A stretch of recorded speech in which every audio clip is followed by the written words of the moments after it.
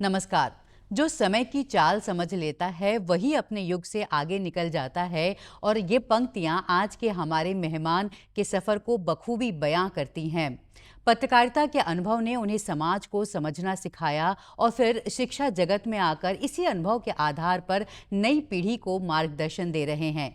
आज हमारे साथ स्टूडियो में मौजूद हैं सुभाष गुप्ता जी। आप शिक्षक हैं, पत्रकार रह चुके हैं और शिक्षा के क्षेत्र में काफ़ी लंबे समय से सक्रिय हैं। कार्यक्रम में आपका बहुत बहुत स्वागत है। बहुत धन्यवाद आपका।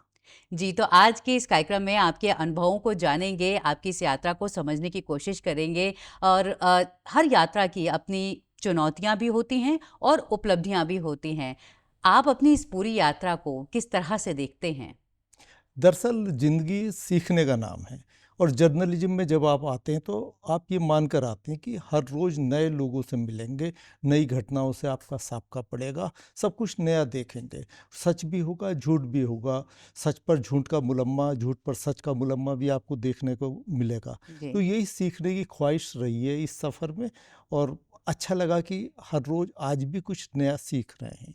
वो चाहे टीचिंग की बात हो, अब बच्चे भी आज के दौर के नई जनरेशन हाईटेक है, तो उन्हें पढ़ाना एक अच्छा अनुभव है। अपने जो हमने सीखा वो नई पीढ़ी तक ट्रांसमिट कर रहे हैं। साथ जी। साथ हम उनसे भी सीख रहे हैं। नई पीढ़ी की जो खूबियाँ हैं, उन्हें उनसे सीखते हैं। हर रोज़ आज भी सीखने में गुजरता है। जी, बिल्कुल। और यहाँ हम आपके विद्यार्थी जीवन की बात करेंगे कि एक विद्यार्थी के तौर पर आप कैसे थे? आपने कहाँ से शिक्षा ग्रहण की? किन विषयों में आपकी दिलचस्पी रही? देखिए, विद्यार्थी जीवन में तो मैं कोई टॉपर टाइप नहीं था। हुँ। 75 में जब मैं 7th में था, मेरे पिताजी की डेथ हो गई थी। उसके बाद से आर्थिक रूप से खुद आत्मनिर्भर बनना पड़ा। छोटे काम काम हालाँकि छोटे नहीं होते, सब तरह के काम किए और 12th तक बस ख्वाहिश ये थी कि किसी तरह पास हो जाएँ। जी। 80-90% का ख्वाब नहीं देखा, पर अच्छी बात ये रही कि अच्छी तरह पास होते गए। फिर बीएससी में एडमिशन लिया। हाँ, 12th तक मैं नौकरियां करने लगा था, छोटे अखबारों में, बड़े अखबारों में, अखबार के संवाददाताओं के साथ जुड़ गया था हुँ, हुँ। और वहाँ से भी मुझे नियमित आय होती थी। उसके बाद मैं कोटद्वार आ गया। ये बिजनौर की बात है, बिजनौर में मेरी इंटर तक की पढ़ाई हुई। कोटद्वार आया, वहाँ मैंने बीएससी में एडमिशन लिया और फिर बाद में उसे बदल कर बीए कर दिया। हिंदी, अर्थशास्त्र, राजनीति शास्त्र ये मेरे विषय रहे। हुँ, हुँ। वहाँ से फिर मैंने एमए किया। एमए का पहला साल करने के बाद जर्नलिज्म में पीजी डिप्लोमा के लिए सिलेक्शन हो गया और जी। मैं श्रीनगर चला गया। श्रीनगर से पढ़ाई पूरी हुई 84 में। तुरंत बाद मुझे नौकरी मिल गई। पहली नौकरी मेरी अमर उजाला में थी, लेकिन इस नियमित नौकरी से पहले भी मैं अखबारों के लिए काम करता था। आकाशवाणी के लिए मैं विश्वविद्यालय के परिसर से कार्यक्रम बनाता था। दिल्ली प्रेस, सरिता मुक्ता भूभारती का भी विश्वविद्यालय प्रतिनिधि था। विश्वविद्यालय की रिपोर्ट वहाँ दिया करता था। अमर उजाला में आने के बाद अमर उजाला बरेली, मेरठ और देहरादून में रहा। फिर मैं कुछ टाइम एनडीटीवी चला गया। एनडीटीवी के बाद वापस लौटा, ब्यूरो चीफ सहारा टीवी आगरा बना। उसके बाद मुझे रिवार्ड के तौर पर मेरा शहर देहरादून दे दिया गया। उत्तराखंड स्टेट हेड बना। जी। उसके बाद एक और चैनल आया था नया, उसमें स्टेट हेड रहा। फिर जी न्यूज़ का स्टेट हेड था। उसके बाद पिछले 15 सालों से मैं शिक्षण में हूँ, लेकिन जर्नलिज्म नहीं छोड़ा। ये नहीं छूटता। सीखने का जो सिलसिला है, अपनी बात कहने का, दूसरों की सुनने का, वो आज भी बदस्तूर जारी है। अब मैं फ्रीलांस जर्नलिस्ट के रूप में लिखता हूँ। जी। अखबारों में छपते भी रहते हैं लेख। जी, बहुत खूब। और ये जो पूरी ये जर्नी आपने बताई, तो एक तरह से आपके जो सारे काम थे, आपने 2 बातें बताई कि मैं शुरू से ही पत्रकारिता से जुड़ा रहा। तो क्या आपको बचपन से ही ऐसी दिलचस्पी रही लिखने में, शब्दों में, सूचना के संसार में और क्या ये दिलचस्पी हमेशा से थी? हाँ, ये शुरू से थी, पर एक तब्दीली आई। मेरी दिलचस्पी का सब्जेक्ट साइंस नहीं था। हुँ। जब मैं ग्रेजुएशन करके निकला, तब मैं जर्नलिज्म में मेरिट में आ गया। उसके बाद सर्विस के टाइम भी मैं पढ़ता गया। फिर तो पढ़ने का एक चस्का कहिए वो लग गया। मैंने एलएलबी की, एलएलएम किया, एमफिल किया, मास्टर ऑफ जर्नलिज्म 2 बार किया, उसमें मुझे गोल्ड मेडल भी मिला। हुँ। फिर मैंने पीएचडी की। अच्छा। तो पढ़ने का, सीखने का और सिखाने का सिलसिला जिंदगी के सफ़र के साथ चला है हमेशा। जी, बिल्कुल। तो और इसके बाद फिर वो कौन-सा मोड़ आया जब आपको लगा कि अब पत्रकारिता से शिक्षा जगत की ओर चलते हैं? कठिन सवाल है आपका। जी। जर्नलिज्म में मैं 26 साल रह चुका था, प्रिंट और इलेक्ट्रॉनिक्स मीडिया में। हुँ। वहाँ अच्छे काम किए, कई बहुत बड़ी-बड़ी स्टोरी की, जिन्हें राष्ट्रीय स्तर पर बहुत एप्रिसिएट किया गया। उसके बाद अब प्रमोशन की बात थी। स्टेट हेड के रूप में मैं देहरादून में था हुँ। और देहरादून नहीं छोड़ना था मुझे।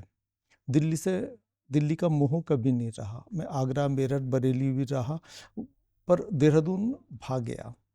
नतीजा ये निकला कि अब और प्रमोशन नहीं हो सकते। चैनल हेड बनना चाहूँगा तो मुझे दिल्ली, नोएडा का रुख जी। अपनाना पड़ेगा। हुँ। उसे छोड़कर मुझे लगा कि अब भाग-दौड़ की उम्र निकल रही है। अब आप जो सीखा है वो नई पीढ़ी में ट्रांसमिट कीजिएगा। तब ये सोचकर मैं 2010 में एजुकेशन से जुड़ गया था। जी। और इसमें यहाँ पर आपकी यात्रा की शुरुआत कैसे हुई? आपने यहाँ पर भी पत्रकारिता विषय को ही चुना स्वाभाविक तौर पर पढ़ाने के लिए? उस समय मैं दूरदर्शन के लिए एक प्रोग्राम बनाता था, आगाज के नाम से। हुँ। इसके 72 एपिसोड हुए थे और बुलावा आता था जर्नलिज्म में पढ़ाने के लिए। उससे पहले मैं 94 से डीएवी कॉलेज में पढ़ा रहा था जर्नलिज्म। बीच में साइंस इंस्टीट्यूट में भी पढ़ाया। ग्राफिक इरा में अलग से वो चाहते थे कि नौकरी छोड़कर आ जाओ। हुँ। तो कुछ तो बातों में टली चीज़ें, फिर मुझे लगा कि हाँ, अब आ जाना चाहिए। तब मैं जर्नलिज्म के एचओडी के रूप में ज्वाइन किया मैंने 2010 में। वो लेकिन मैंने दूरदर्शन के लिए एपिसोड बनाना बंद नहीं किया तब भी। और इसके बाद राज्यसभा चैनल शुरू हुआ दूरदर्शन टीवी का, तो राज्यसभा टीवी में उत्तराखंड से देखने लगा। मैंने कई साल राज्यसभा टीवी के लिए भी नुमाइंदगी की उत्तराखंड से। जी, बिल्कुल। तो जिस तरह से आपका सफ़र रहा, आप लगातार आगे बढ़ते रहे और जो शिक्षा के क्षेत्र की अगर हम बात करें और आज के जो चूँकि आपका संवाद युवाओं से होता होगा, युवाओं पर भी करियर बनाने का एक बड़ा दबाव है और जिस तरह से आपने बहुत ही शुरुआती उम्र से काम करना शुरू कर दिया था, आप इस दबाव को किस तरह से देखते हैं? नकारात्मक, सकारात्मक, क्या ये दबाव होना चाहिए या ये ज़्यादा हो गया है? देखिए, जब आप वो काम करते हैं जो आपकी रुचि का है, हुँ। तो आप बेस्ट देते हैं अपना।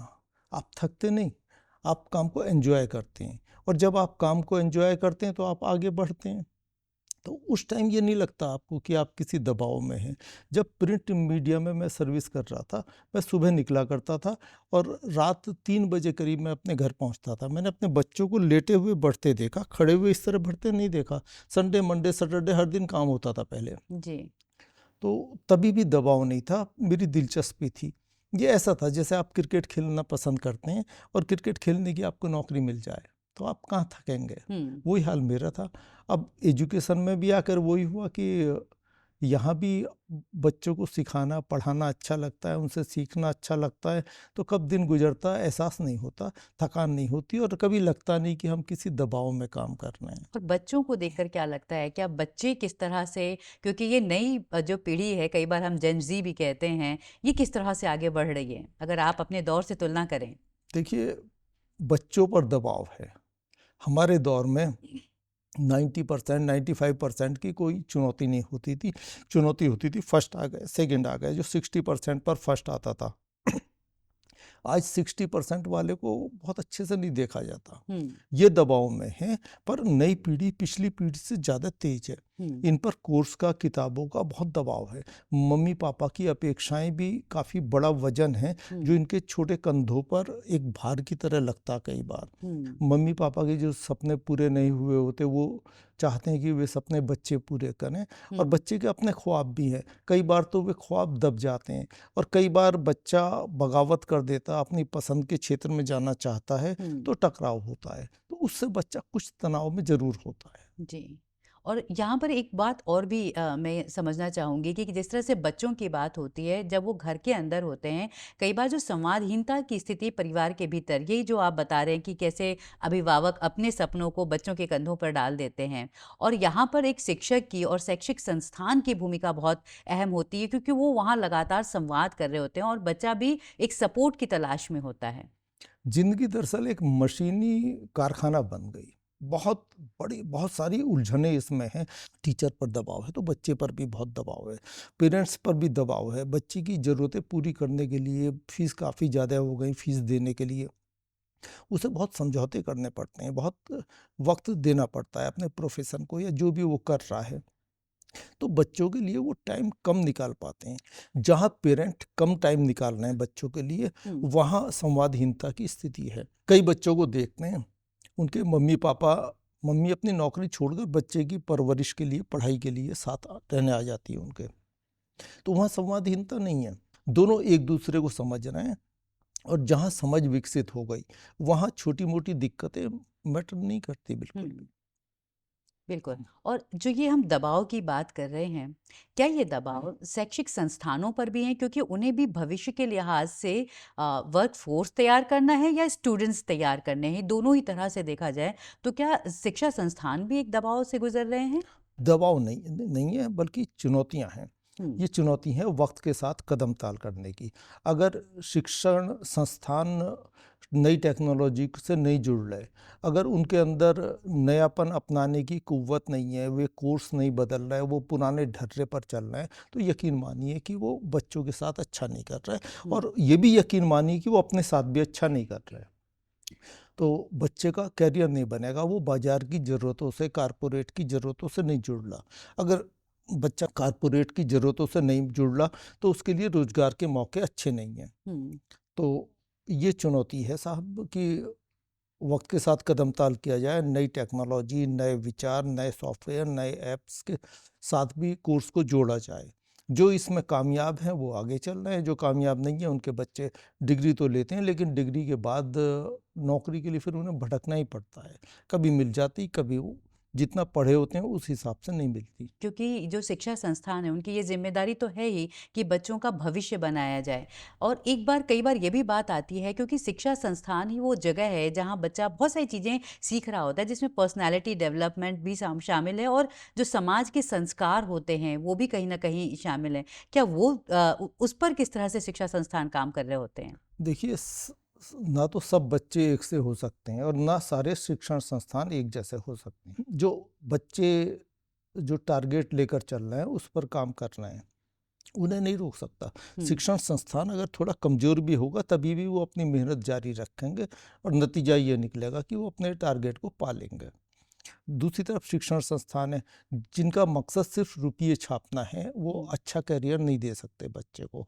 लेकिन जो शिक्षण संस्थान वक्त की ज़रूरतों को समझ रहे हैं, नई तकनीकों से जुड़ रहे हैं, बच्चों की चिंता कर रहे हैं, बच्चों को पीडीपी वगैरह के माध्यम से उनकी पर्सनालिटी का ऐसा डेवलपमेंट कर रहे हैं कि वो मेहनत से जीना चुराए, वो घड़ी देखना भूल जाए, जब काम की बारी आए तो वो सिर्फ काम, टारगेट को ध्यान में रखे। जी, तो एक समावेशी माहौल देने की आवश्यकता है। यकीनन। और मैं आपके लिए अगर बोलूं, क्योंकि जिस तरह से समय बदला है, अगर हम पिछले 10 साल 15 साल को देखें और जिस तरह से तकनीक हमारे जीवन में प्रवेश कर रहा है, तो खुद को समय के साथ अपडेट करते रहना भी एक शिक्षक की चुनौती होगी। यकीनन ये तो सबसे बड़ी चुनौती है। आज उसे क्लास में क्या पढ़ाना है ये तो पढ़कर जाना पड़े। कल जो आईपीसी सेक्शन 501 था, 500 था, 502 था, बदल गया। ऐसी बहुत सारे चेंज आते हैं, बहुत सारे सुप्रीम कोर्ट के जजमेंट आते हैं जो कानून का रूप अख्तियार कर लेते हैं। अगर उसकी जानकारी टीचर को नहीं है, वैसे ही टाइपिंग देखिए, पहले हैंड कंपोजिंग होती थी, एक अक्षर चुनते थे, आज तो वो किताबों में रह गई, आज वो इतिहास का हिस्सा बन गई। टेक्नोलॉजी बदली, टाइपिंग बदला। मैं आपको एक किस्सा बताऊं, टेक्नोलॉजी कितनी तेज़ी से बदली है। आप याद कीजिए 1991 के उत्तरकाशी के भूकंप को, बड़ी तबाही मची। तब मैं अमर उजाला में था। उस दिन उपराष्ट्रपति डॉक्टर शंकर दयाल शर्मा देहरादून में थे।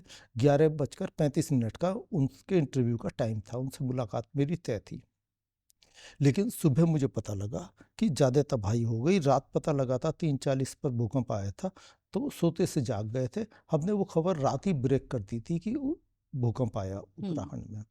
अगले दिन मैं वो इंटरव्यू छोड़कर मैंने माफ़ी का संदेश भेजा और मैं उत्तरकाशी निकल गया। उत्तरकाशी में रास्ते टूटे हुए थे, गंगोन गंगानी का पुल, लोहे का पुल था, वो टूट गया था। वो टूटे पुल से उस जगह को पार किया और वहाँ से करीब 15-18 किलोमीटर चलकर हम हीना गांव और फिर होते हुए जामक गांव पहुँचे। जामक गांव पहुंचने वाले हम पहले पत्रकार थे, इवन तब तक प्रशासन, इवन आर्मी भी नहीं पहुंची थी। हम ऊपर गए, कवर किया और जो कुछ भी हमने किया उसके बाद हम वापस आए। जितना चले थे उतना ही वापस भी आना था। उसके बाद हमने वहाँ के फोटोग्राफ्स, रील निकाली कैमरा की और एक मोटरसाइकिल से उन्हें ऋषिकेश भेजा। ऋषिकेश में अमर उजाला की टैक्सी वेट कर रही थी, वो टैक्सी उन्हें लेकर मेरठ पहुंची। कलर फोटोग्राफ थे, मेरठ में उस टाइम डेवलप नहीं होते थे, उन्हें डेवलप करवाने रात में मोदीपुरम भेजा गया। मोदीपुरम की लैब से वो डेवलप होकर आए, तब अखबार में छपे। और आज का देखिए, आज कहीं का भी वीडियो, कहीं का भी फोटो आप पलक झपकते ही व्हाट्सएप या नेट के जरिए कहीं भी भेज सकते हैं। जी, तो बहुत बदलाव आए टेक्नोलॉजी में। कहीं श्रम कम हो गया, कहीं मानसिक दबाव बढ़ गया। जी। तो और इसका फ़र्क रचनात्मकता पे भी आप देखते हैं, क्योंकि जो आपने कहानी बताई वो एक कहा जाए तो आपके पत्रकारिता के अनुभव में जो बदलाव आए हैं उसकी भी कहानी है। यकीनन ये बदलाव की दास्तान है। जी बिल्कुल। और अगर हम आगे बातचीत करें कि हर एक व्यक्ति के क्षेत्र में वो कोई भी किसी भी कार्य से जुड़ा हो, कहते हैं कि शौक भी बड़ी चीज़ है, वो आपको खुद को री इन्वेंट करने का एक स्पेस देती है। आप के क्या शौक हैं और आप खुद को कैसे तरोताज़ा करते हैं, अपने लिए एक जगह बनाते हैं? देखिए, लिखना, दूसरों को सुनना, दूसरों को समझना और उनकी बातों को, उनके दुख को, उनकी खुशी को शब्द दे देना, ये शौक है। यही शौक लोगों को लेखक बनाता है, यही पत्रकारिता में लाता है, यही कभी दिल पर लगती है, कभी भी बना देता है। तो मेरा ये शौक था, ये शौक हमेशा पूरा होता रहा। जर्नलिज्म में फील्ड में रहा मैं काफ़ी साल, यहाँ आने के बाद भी चैनल से जुड़ा रहा, राज्यसभा टीवी से, तभी भी फील्ड में कुछ रहा। और टीचिंग में आने के बाद अब चूंकि नया पढ़कर बच्चों को पढ़ाना है, बच्चों को पढ़ाना भी किसी लिखने के जैसा ही है। अच्छा। इसमें एक अंतर है कि आपने जो लिखा है उसका फीडबैक थोड़ा थोड़ा मिलता है, लेकिन आप जब बच्चों को 70 बच्चों की, 120 बच्चों की क्लास में होते हैं, आप जो पढ़ा रहे हैं उसका फीडबैक उनके चेहरों पर उसी वक्त मिल रहा होता आपको। तो जो आपका जो प्रैक्टिकल अनुभव था वो ज़रूर क्लासरूम में भी जो पढ़ाने की एक जो विधा है, जब आप व्यवहार में जो आपने जो चुनौतियां झेली हैं, जब आप बताते होंगे तो उसका असर कुछ अलग निखर कर आता होगा। मुझे लगता है, शायद मेरे बच्चों को भी लगता है, और शायद यही वजह है कि मेरे पढ़ाए बच्चे देश के बड़े चैनल्स में, बड़े अखबारों में आसानी से अपनी जगह बना लेते हैं। और जब आप युवाओं के बीच रहते हैं, किस तरह के सवाल, किस तरह से, जो आप कह रहे हैं ना कि बहुत तैयारी करनी पड़ती है क्योंकि फीडबैक तुरंत हमें मिल जाता है, तो आप खुद को किस तरह से, अगर मैं कहूँ कि मनःस्थिति को लेकर आप किस तरह से तैयार करते हैं? क्योंकि आज तो छोटे बच्चे के सवाल भी बहुत पेचीदा होते हैं।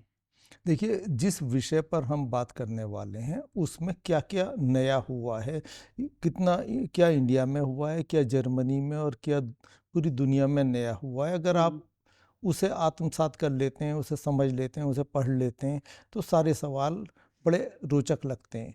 और अगर नहीं होते तो फिर टीचर के पास कुछ इस तरह के विकल्प होते हैं कि बच्चे ने सवाल पूछा, आपने कहा बैठ जाइए, आपसे कुछ नहीं आता। हाँ, हाँ। ये भी होता है कि देखें क्लास में कौन बच्चा इस सवाल का जवाब देगा, टीचर नहीं जानता, वो खेल रहा है। और तीसरा ये होता है कि ठीक है, कल इस पर बात करेंगे। तो ऐसी स्थिति टीचर्स के साथ कभी भी आ सकती है। संयोग मानिएगा कि मैं अभी तक ऐसी स्थिति से बचा रहा हूँ, क्योंकि मैं जिस फील्ड में 26 साल जुड़ लगा रहा था, बच्चों के सवाल उस फील्ड से बाहर के मेरे से नहीं होते। तो कई बार ऐसा भी होता है कि मान लीजिए बच्चे ने कोई सवाल पूछा और आपको जवाब नहीं आता, तो बेहतर है कि उस जवाब को हम अगले दिन तैयारी के साथ आकर दें। टीचर जब जवाब नहीं जानता, उसके मैंने 3 विकल्प बताए। पहला ये कि बच्चे को डांट कर बैठा दीजिए, क्या वाहियात बात है। दूसरा ये कि देखें क्लास में कौन इसका जवाब देगा, इसी में टाइम निकाल दीजिए। तीसरा ये ईमानदारी वाला कि ठीक है, इस पर कल बात करेंगे, आज इस टॉपिक को अभी इतना आगे और बढ़ाते हैं। तो ऐसी स्थिति अभी आई नहीं, पर कभी भी आ सकती है। तो सबसे ईमानदार जवाब यही होगा कि आप मान लें कि आप कितना जानते हैं, आप शालीनता से, प्यार से उन्हें बताइएगा कि कल इस पर चर्चा करते हैं। जी। और यकीन मानिए कोई बच्चा ऐसा नहीं होता जो आपकी बेइज्जती करने घर से आया होता है। बच्चे के सवाल उसका नया जानने की ललक से जुड़े हुए होते हैं।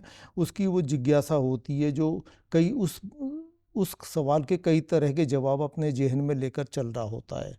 तो उसे कल एक सधा हुआ जवाब मिलना चाहिए।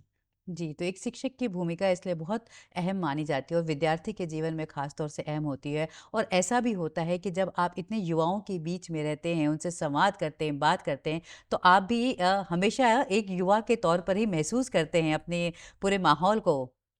ये तो सच है, आप जैसे लोगों में रहते हैं, आप उनका असर भी पड़ता है और आप वैसा ही महसूस भी करते हैं। बच्चों के बीच रहते हुए हमें भी लगता है कि ये बचपना आज भी ज़िंदा है और हम भी बच्चे ही हैं।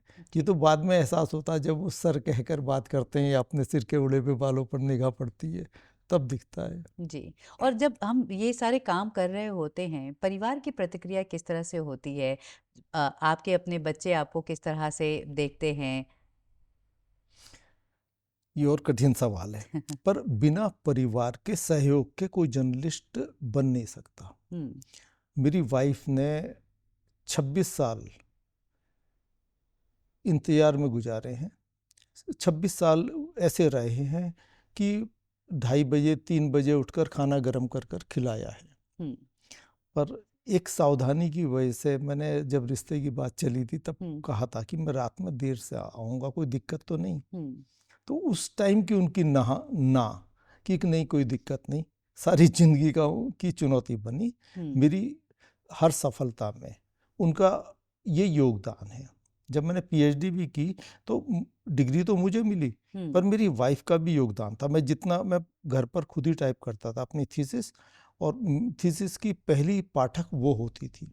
वैसे ही अभी भी मैं जो आर्टिकल लिखता हूँ, हुँ। आर्टिकल घर पर ही लिखे जाते हैं, तो उसकी पहली पाठक वो है। और तो वो प्रतिक्रिया फिर वापस अगर कोई ऐसी प्रतिक्रिया मिलती है तो आप बदलाव भी करते हैं? यकीनन, हुँ, यकीनन, क्यों पता कोई भी लेखक अपने लिए नहीं लिखता।